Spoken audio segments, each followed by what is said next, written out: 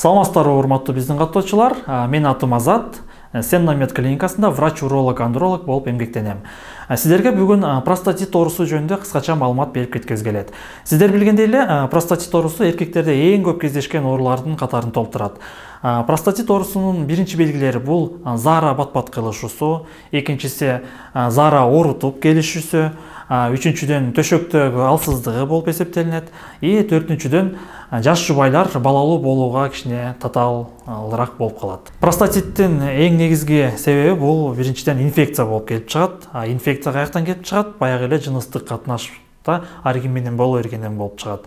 Андан тышкары шамалдап калганда, суукка урунуп, көпкө суукта туруп калганда, андан тышкары эң маани бере турчу нерсе бул кыймыл астыгынан келип чыгат. Простатит оорусун алдын алуу үчүн өзүбүздүн кеңештерибиз бар.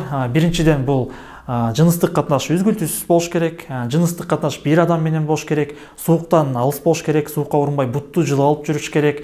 Кыймыл көп болуш керек. Спорт менен машыкпасаңар дагы физкультура менен сөзсүз машыгышыңар керек.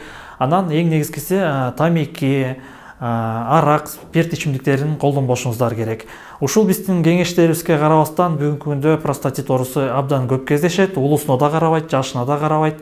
Ошондуктан ден соолугуңуздарга кам көрүп, жок дегенде жарым жылда бир, жок дегенде бир жылда бир, 40 жаштан өткөндөн кийин сөзсүз түрдө бир жылда бир урологко көрүнүп текшерип турушуңуздар зарыл. Ден соолугуңуздарга кам көрүңүздөр, саламатта калыңыздар.